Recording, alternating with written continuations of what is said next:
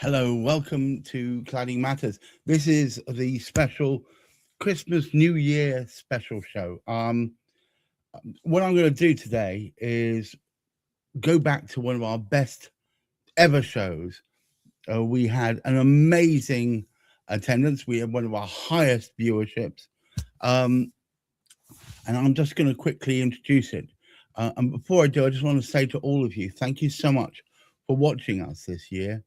We hope next year we're going to get even better. We have more in-depth interviews. We're going to be meeting up with more people who can really make a difference, and hopefully end the cladding scandal, get better support and all the right things in place. Perhaps get this PAS business sorted out once and for all. But all that remains for me to say is thank you so much for watching. Please keep watching. There's lots more to come. But here is that show, and I hope you'll enjoy it as much as I enjoyed it. Here we go.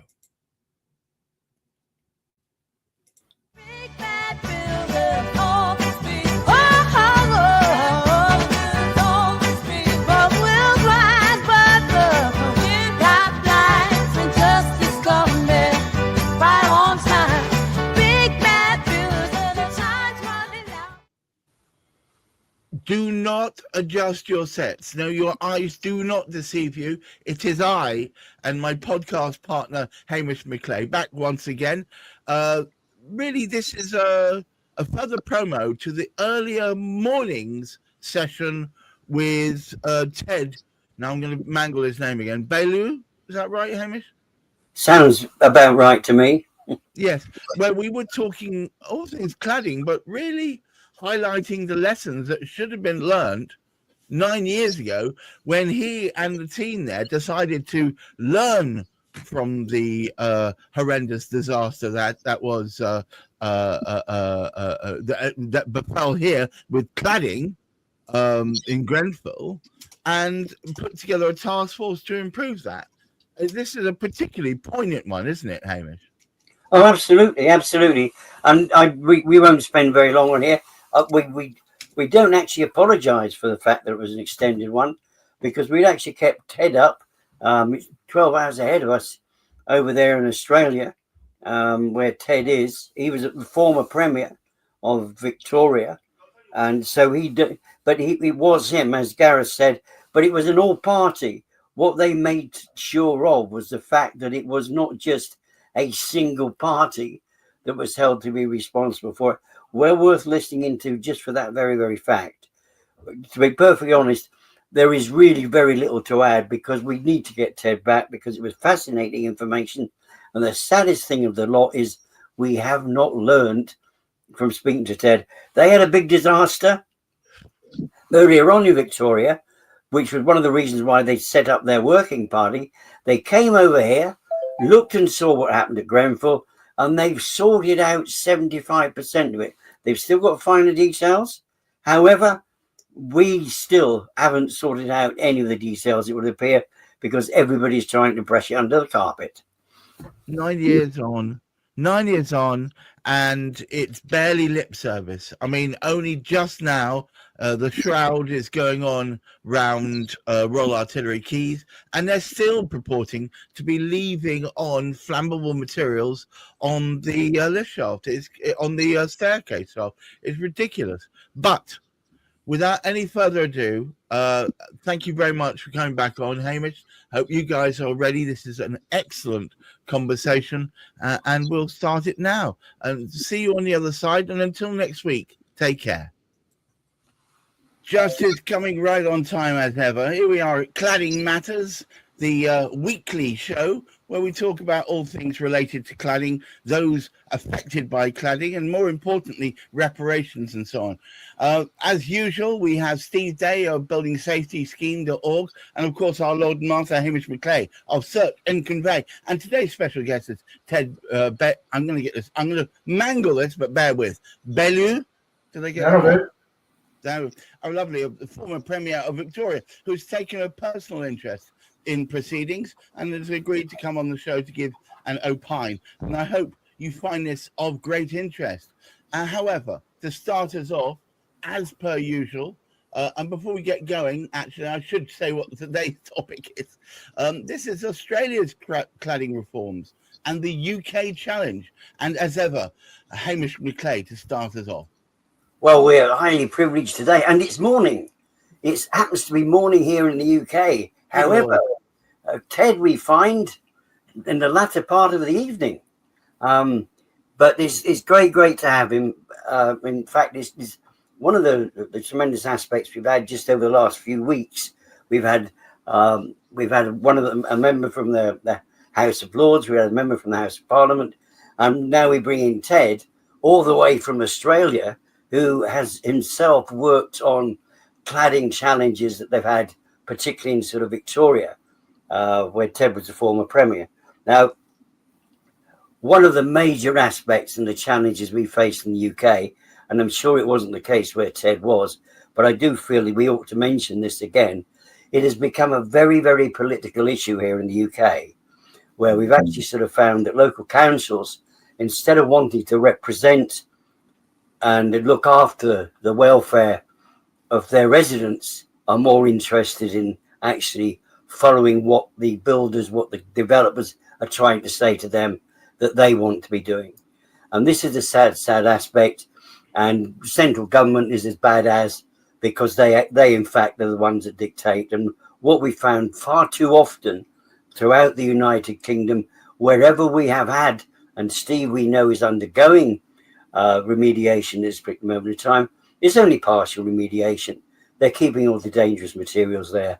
And Ted, in fact, was actually has tested some of these materials over there in Australia, so knows exactly what the state of them is. So let me pass on to the experts. Steve is living within it, and Ted has been working on it. So those are the people that can give us the greatest amount of information today, I feel. Well, first of all, let me bring Steve onto the into the show. Welcome, as usual, Steve. So very pleased to have Ted here, but give me a flavour of the topic for today. Well, it's wonderful to have Ted here, and I mean the most challenging aspect that I find with the whole cladding issue is and building safety issue is it seems that around the world, not just the UK and Australia as a case in point, that cladding seems to be the thing they deal with. It's all about dealing with cladding, and Ted can sort of speak more about this, but there are other building safety defects, and indeed at Royal Artillery Quays they're trying to the Greenwich Council are saying that we don't have any defects, and that is basically meaning that we'll have some of our cladding taken off, some of it will stay on because of our watered down PAS 9980 standard, but the killer stuff, which has caused a massive fire in Richmond House, completely took out the entire building. It was all internals. And the Olympic Park, a prestigious block of flats, £432 million worth of internal defects. And yet you're here, cladding is the only thing that matters. Of these internal defects, and I'm not the expert here, and we'll hear from Ted, need to come out too. And I do think, and we'll go over to Ted maybe, and it is seen as a cladding issue in Australia, isn't it, Ted? They've got a cladding task force and everything. Ted, welcome to the show. It seems to me that when you take the outside frock off, the underskirts seem to be full of riddled. Is that the case? Well, I'll keep my frock on, Gareth. You're doing your own time, your own business, sir. It might be darkness here and lightness there, but it's Diwali festival and it's the battle between light and dark. And it's a nice metaphor for what's happening in China. And I'm an architect by profession, practicing architect by profession, who became a politician, who became the Premier of Victoria, which is our southeastern state. And we're fairly parochial in Victoria, and Melbourne is the capital of Victoria. Melbourne was the capital of Australia for 27 years after Federation in 1901. So had a fair role to play in Australia. And ironically, one of the first cladding fires was in Melbourne and that was in one of our high-rise towers in November 2014. Wow. A tower called La Crosse. And of course, that raised a few eyebrows at the time, but not enough eyebrows to make a real difference. There was an inquiry in our Australian Senate, which didn't really lead anywhere. There was a bit more attention paid to the issue, but that's about it. And then when the tragedy of June 2017 occurred, the Victorian government then, and still is, a Labor government, and I was a Liberal, or you would say conservative, Premier of Victoria, and I finished up in 2014. I left Parliament in 2014. And the then Labor Premier, recognising that they had appointed me to some other building type issues, asked me to head up a task force to look at the impact that Grenfell would have on the building industry.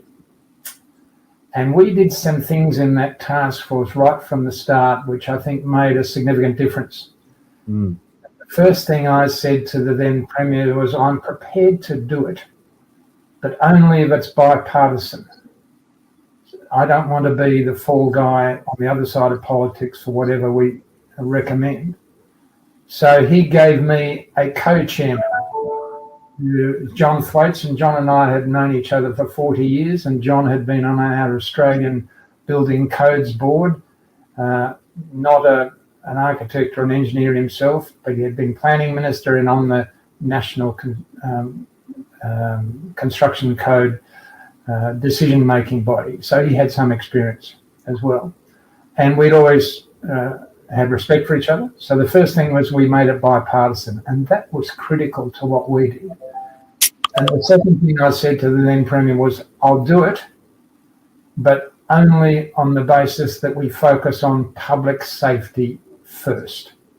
And there's plenty of other interests, the builders' issues, residents' issues, the legal issues, the government's issues, but it had to be about public safety.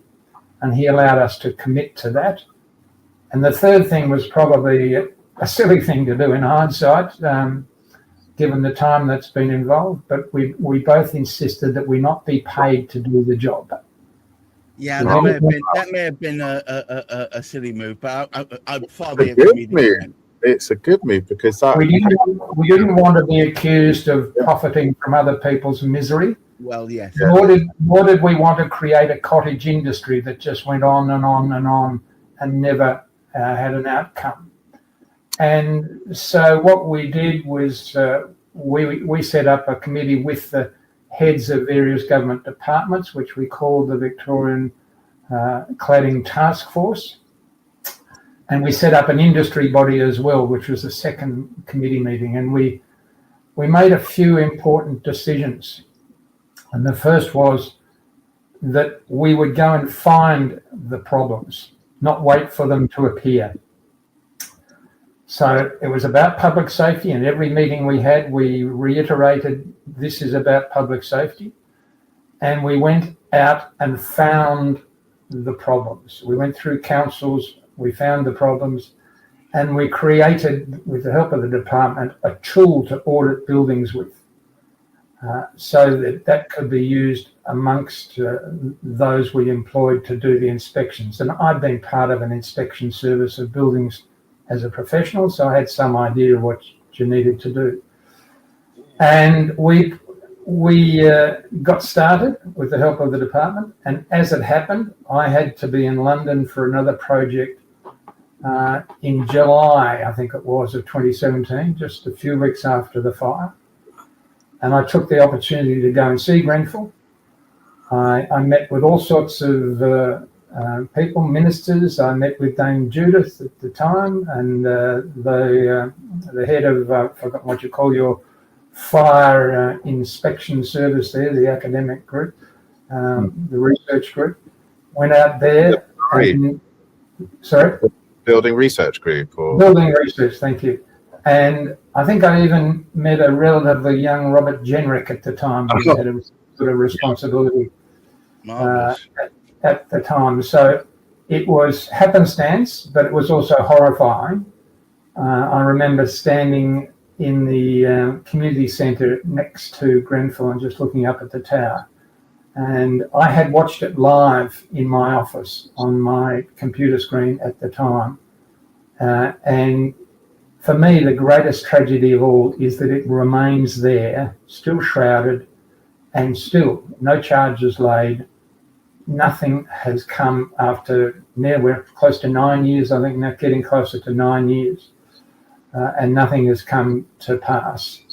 So within a few months, we had produced an interim report. I think it was November 2017, and that made a number of recommendations to complete the audit and do a number of other things of an independent nature, use the tool on a widespread basis. And we report, and we found in that first report that there was clearly a cultural problem, there was a compliance problem, and there was a product chain problem. So they were the first three findings. But we set about getting into the detail, and it was, I think, in mid-2019 that we produced a final report. And that final report recommended a number of important things. The first, that the government should establish an independent body to do the fix. And that was a big step, and it was a diversion from what was happening in the rest of the world, to create an independent body to do the fix. And we recommended that the government set aside funds to do it, which they did. They agreed to that. And as a result of that, we had a very simple saying that we attached ourselves to, which is find, fix, and fund. And worry about the future later. We had to, in the name of public safety, find the problems, fix the problems, and fund the problems, and along the way give the government to the chance to legally recover from those who might have been responsible. And we stuck to that, and there were a bunch of recommendations that went along with that of a more technical nature, and one of those was to bring back what we used to call the clerk of works on a building site, so it's an independent person on the building sites, and that's happened.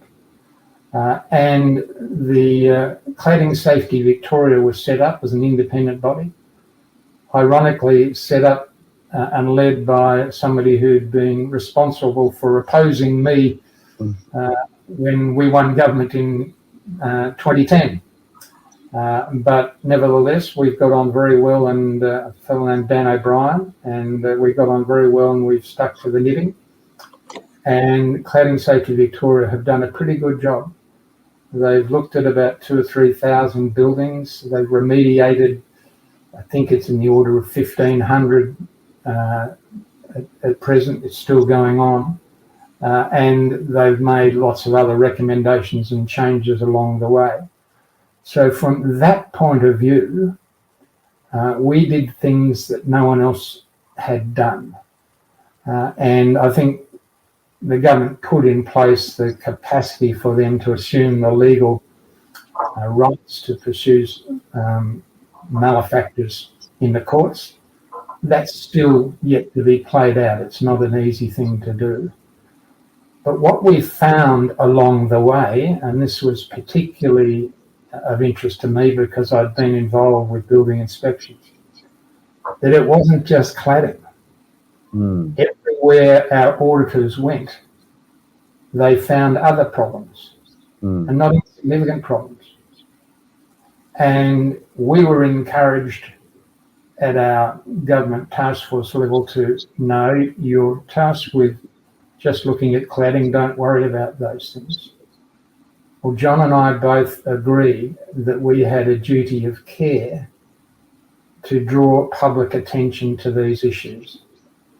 Now, we probably didn't get sufficient or enough public attention to those issues as we would have liked, but they got listed in our report, and they were significant issues, and that has continued to dominate debate in this in this country. Now, the other states in Australia have done the cladding part differently, but I might pause there just to see if you'd like to ask any questions about the cladding side of this. But we Ted, find, fix and fund. your motto was find, fix, fund. In the UK, it seemed to have been ignore, hide, and brush under the carpet, seems to be in our motto. Steve, why is it that the country where it actually hadn't happened, they didn't have a literal meltdown appear in front of them, but they learned from ours, took action? Ted created or was responsible for 50% of a task force, which not only came up with an insanely easy to remember motto, but also actually acted upon it. Here we are 9 years later, and we seem to have got no further than they turning up at your block with the idea of removing the cladding, but doing nothing about the effective firelighters still attached to the fire safety shaft. Well, I mean, there's a few lessons there. I mean, I think what's striking is that, you know, Ted said that there's a massive fire that happened in Australia, and there was some note taken, but not enough, and it had to take Grenfell for there to be a reaction, because it was just so egregious and so shocking, and really showed the corruption in the industry. And I think I echo what Ted says. You know, I think after two public inquiries, and there's still not one conviction, and they're now dismantling the Grenfell Tower, because it's quite convenient to do that, because they don't really want anyone to know that there's still loads of convictions pending. But what I will say is, it's interesting that, you know, that progress was made on the independent body looking at the. I think that's very key, because it's not that independent in our world. We've got MHCLG, which is the government housing department, who have put down taxpayer funds to fund the remediation, but they're also signatory to the PAS 9980 watered down standard, which ignores building regulation breaches at the time of construction and allows, if a fire risk engineer says it's fine to leave on, as you're seeing at Royal Artillery Quays with our fire shafts, then they can ignore their peers. And I've had two other independent fire engineers say, do not leave XPS panels on single escape stairs going up 16 stories. That you just take the one that you like, really, if you're the builder. And there's obviously conflicts of interest there, because that fire engineer probably wants a bit more work from Barratt. And, this is the problem. We've got a watered down standard. And one of the things we're trying to do at the moment in the House of Commons and House of Lords is to change that partial remediation standard, so they actually go back to the definition in the Building Safety Act of building safety risk, which covers breaches of building regs and will not allow this PAS standard to go on. But it'd be interesting to go back to Ted, though. What standard did they remediate the cladding to in Australia, in Victoria? Was it building regulations, current ones, or did it make it at the time of construction, or was there a watered down standard too? Well, it has moved a little over time, but it started off as safety based and risk. It was a risk assessment that was made of every property. So the standard was to move from high and extreme risk down to low risk. And the insurers take it, Ted. Did the insurers bring down the premiums after a remediation happened? Well, the issue of insurance is a separate thing altogether. And one of the very first meetings we held, I raised the issue that probably the most powerful people in this debate will be the lawyers and the insurers. Yeah. And nothing has changed in that regard. And we'll move on a little later, and I'll talk to you about what's happened to insurance. But all those other safety issues popped up. Obviously, we've had concrete cancer in the past, but the audits revealed significant plumbing issues, ventilation, power issues, still asbestos issues, defective glass, silicosis, structural issues. Even the fire protection systems themselves were faulty steel, and we've had some buildings, high-rise buildings in New South Wales, with structural issues which eventually will be demolished because all the residents have had to move out. And one of the most significant ones that was drawn to our attention, but hasn't had the public attention it deserves, is defective wiring, much of it imported. And the warnings were given to us as a committee that the wiring problems are likely in time to be worse than the cladding problems. So watch out, watch this space, because these are worldwide issues. But along the way, I think we had caused sufficient stir to gather attention, and I was then invited to address members of Parliament in the UK, which I did, and presented pretty much in a longer form what I told you about here. And I don't claim that cladding safety, our recommendations were perfect, because effectively we're risk-based, so with the medium risk and the low risk were probably put aside.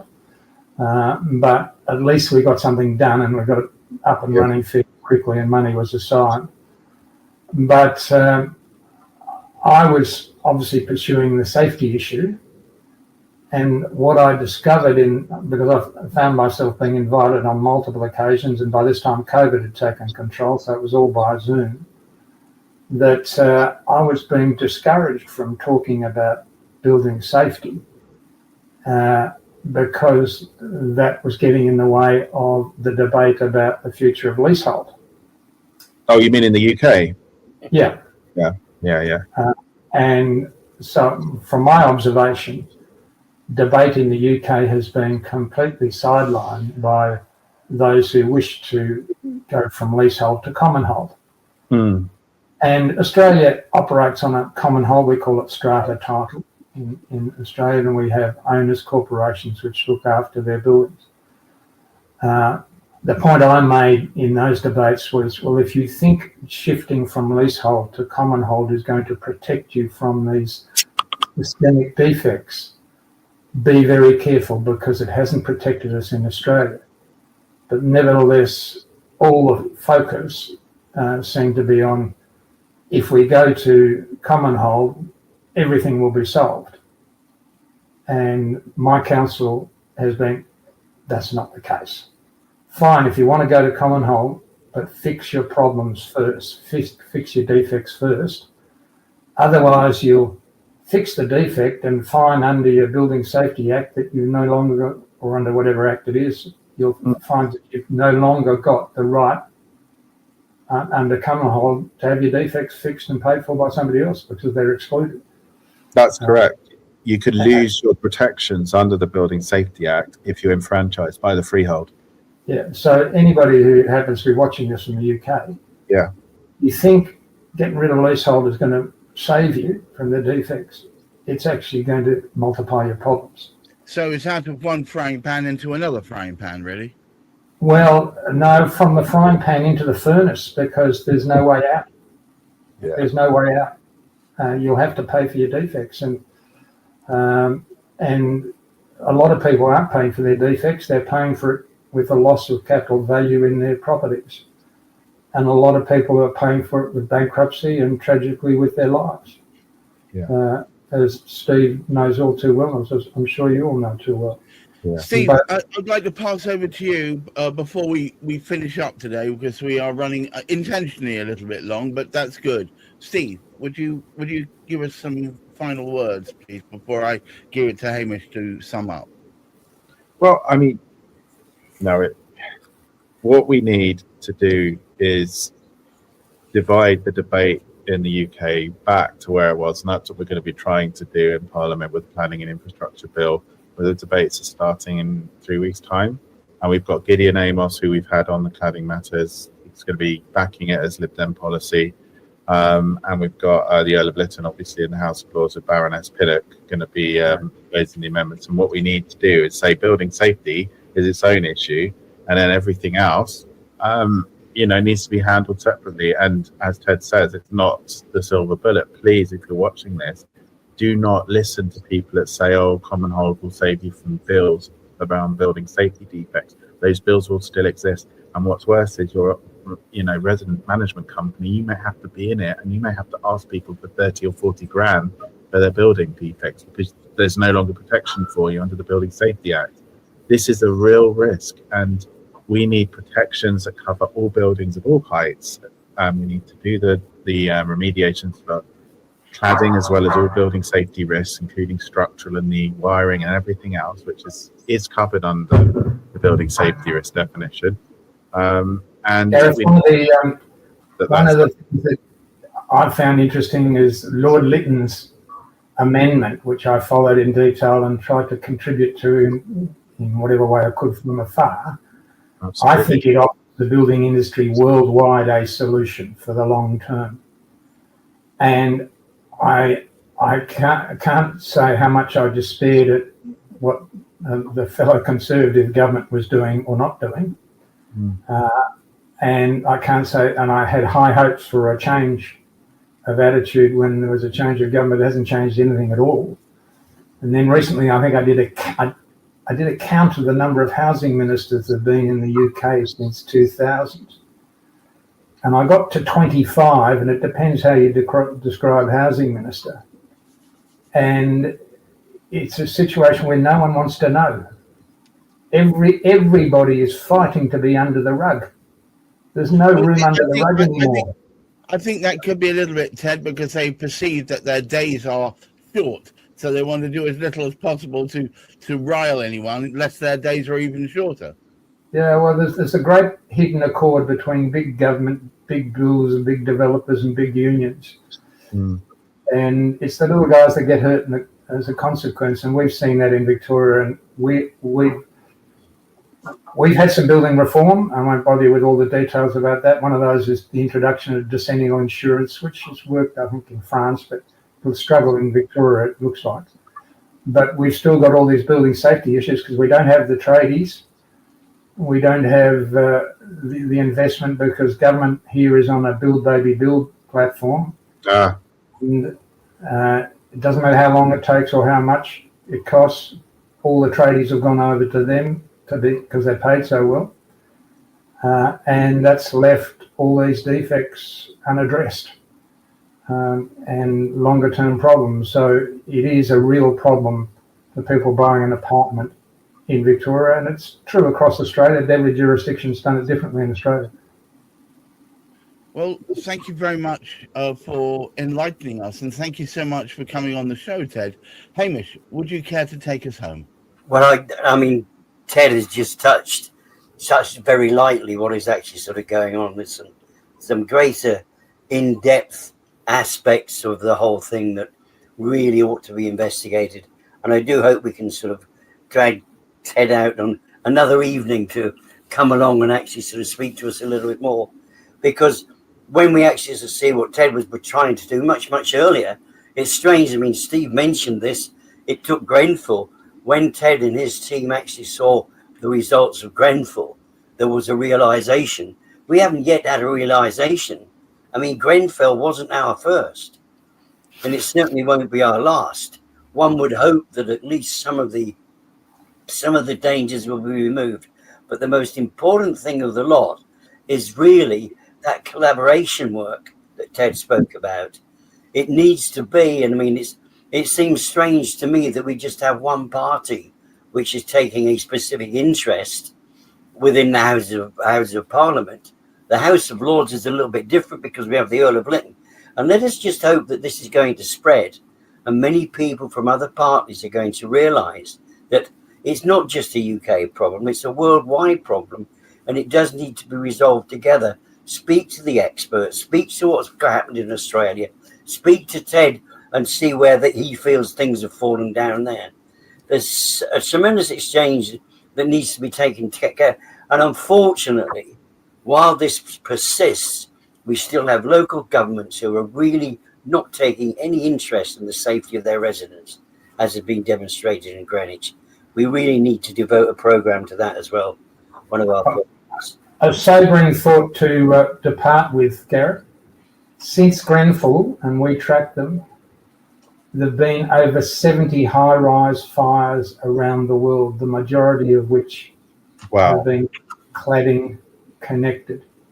Wow. And many of them just as spectacular and but not quite as tragic as Grenfell.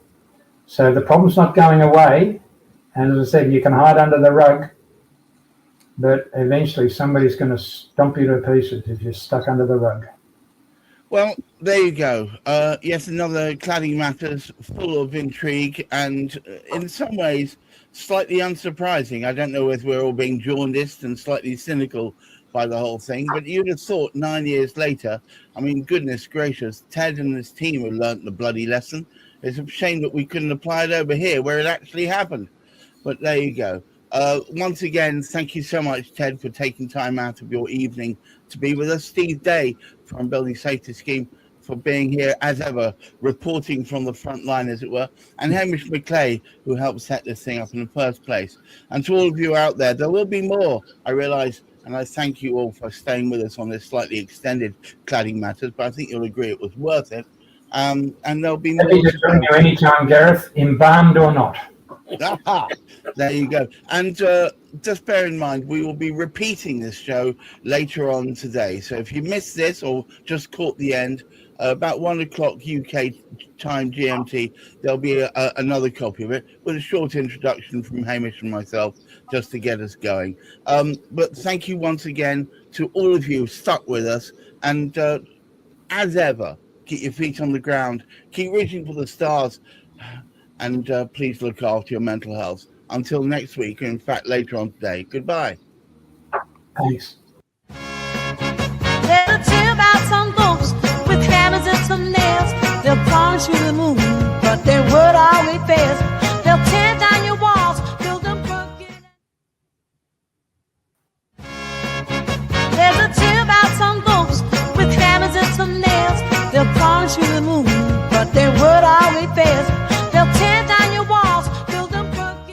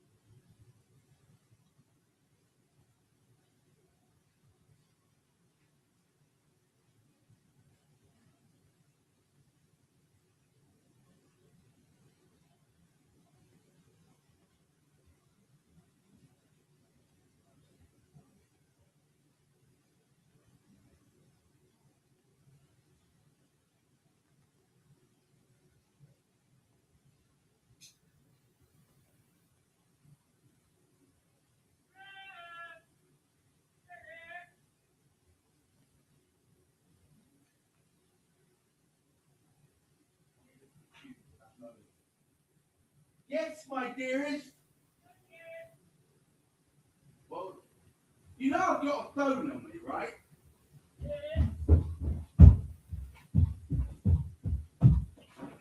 What do you want? Oh, shit.